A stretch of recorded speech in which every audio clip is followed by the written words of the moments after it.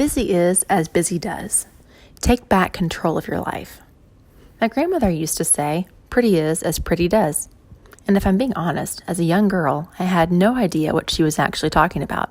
But I do now. It's simple, actually. You're only as pretty as what you do. Have you ever noticed a woman who you thought was very attractive when you first met her, but then later you got to know the real her, and she didn't quite have attractive behavior or a very pretty heart at all?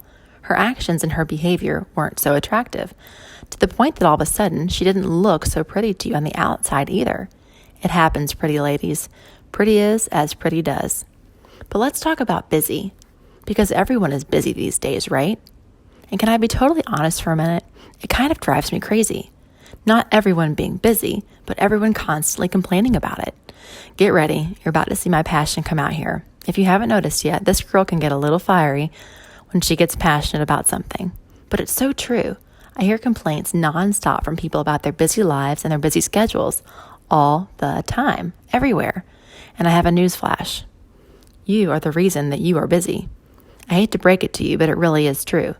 You actually have more control over your busy than you realize. Likely all the control. People complain about being busy as if someone else made all these plans for them, right? I bet someone else didn't, though. Okay, if they did, you may have another issue that has something to do with allowing people to control you.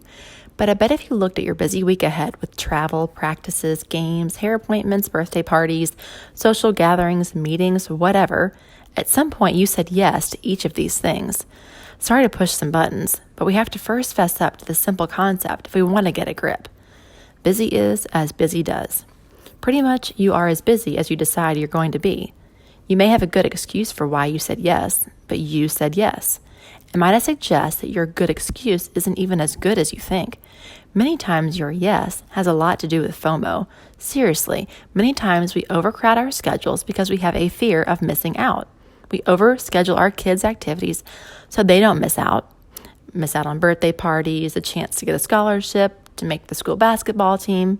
We overschedule ourselves, afraid we'll miss out on something at a party, at the conference, or the weekend away with the girls. But think of all the things you're doing. If you can sit back and get to the root of why you said yes to each thing, too many times its root is in FOMO of something. Or maybe it's people pleasing. And you can read what I had to say about that in last week's entry if that's your issue. But end of the day, you decided to do all the things that you do. You are the reason that you are busy. Busy is as busy does. And I'm not necessarily saying busy is a bad thing and that you should change what you're doing. Maybe you're good with your busy. But if you aren't wanting to change anything, can I make a suggestion? Can we agree to stop complaining so much about it? Sure, it's annoying for everyone else that has to hear it because another newsflash, that person you're venting to, likely rolling their eyes inside, because guess what? She is busy too. We all are. But besides the fact that we're all busy, complaining about it creates so much negativity, and negativity will affect you more than anything.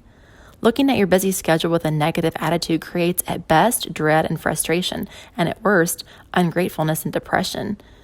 When in reality, everything you are busy with, and I'm going to change the way I reference it, everything you are full with in the week ahead is actually a blessing.